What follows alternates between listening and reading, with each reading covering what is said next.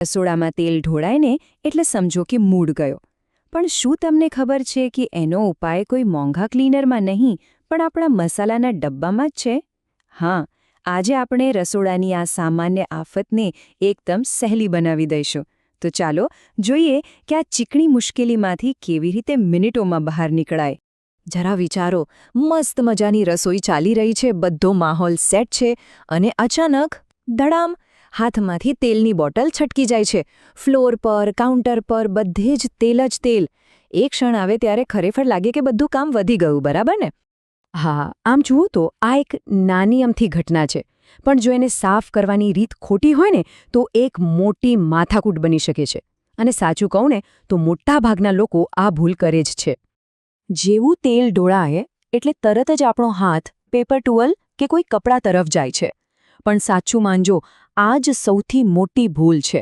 કેમ કે ટિશ્યુ કે કપડું તેલને શોષવાને બદલે તેને ચારે બાજુ ફેલાવી દે છે. એટલે કે ડાઘ સાફ નથી થતો પણ વધુ મોટો અને ચીકણો બને છે. આપણું કામ ઘટે નહીં પણ વધી જાય છે.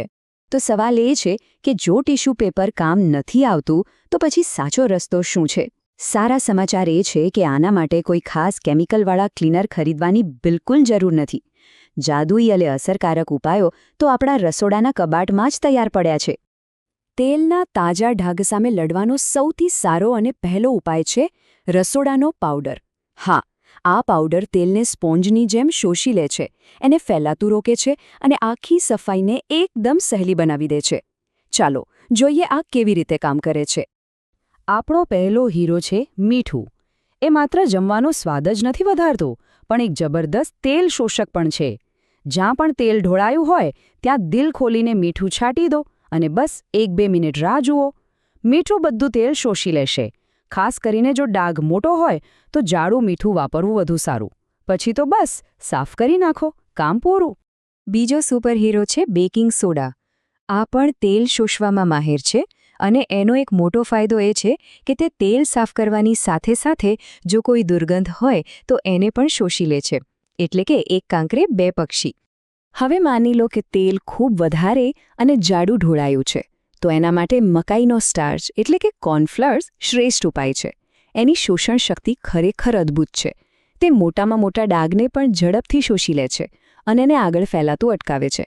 આનાથી તમારી અડધી મહેનત બચી જશે. અહીંયા બસ થોડી ધીરજ રાખવાની છે.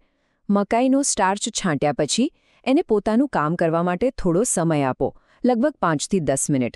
આટલા સમયમાં તે મોટાભાગનું તેલ ચૂસી લેશે અને પછી સફાઈ એકદમ આસાન થઈ જશે.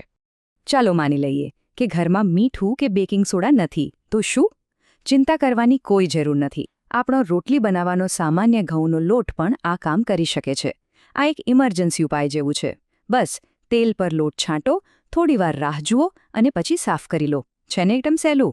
સારું, અત્યાર સુધી આપણે તાજા ઢોળાયેલા તેલની વાત કરી, પણ એવા જૂના, ચીકણા, સુકાઈ ગયેલા ડાઘનું શું જે પાવડરથી નથી નીકળતા? ગભરાશો નહીં, એના માટે પણ આપણી પાસે એક અલગ અને વધુ પાવરફુલ ઉપાય છે.